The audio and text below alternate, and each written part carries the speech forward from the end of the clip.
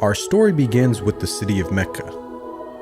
It is said that when Adam and Eve were first expelled from paradise, the two were separated, with Eve having landed near the city of Mecca and Adam having landed somewhere in the Far East. After many years of searching for one another, Adam finally managed to make his way down through the Arabian Peninsula to Mecca, and it was at the top of Mount Arafat, just outside the city of Mecca, where the two were finally reunited. Mecca is also significant because it is considered the first place on earth that God Almighty was worshipped alone. And so, it was at that very spot that Abraham and his son Ishmael built the first house of worship for God.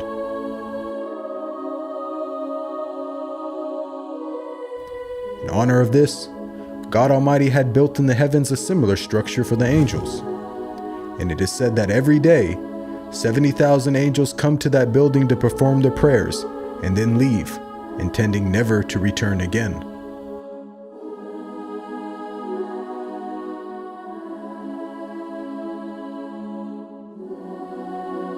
When Abraham and Ishmael had finished building the sacred house, there was still one brick that had to be put in its place. And so, Abraham sent his son Ishmael off to find a unique stone that he could put there.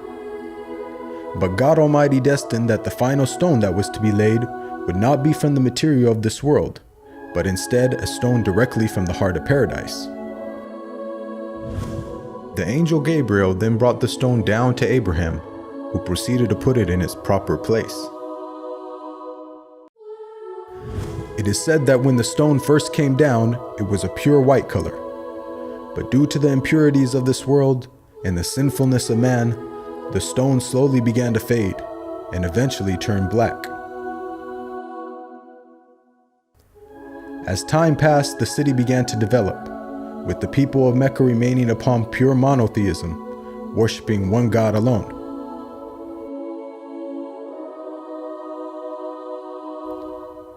This despite the fact that their neighbors in Egypt, Mesopotamia, and the Levant had been practicing paganism for centuries.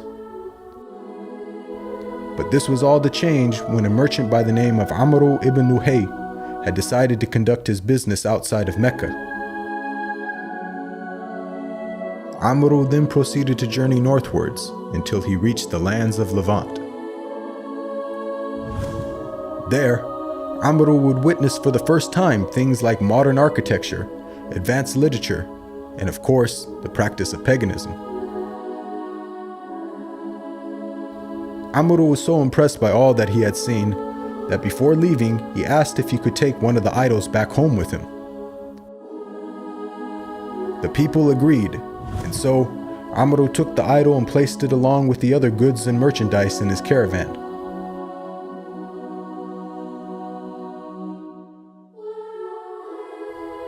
He then set out southwards, back towards the city of Mecca. When Amr arrived back home, he immediately took the idol and placed it right in front of the sacred house. He then proceeded to tell the people that this was now going to be the God that they worship. Sadly, this concept faced little, if no resistance. And as time passed, the people began to worship more and more different idols, until it is said by the end of the 6th century, there were over 360 different idols surrounding the sacred house in Mecca.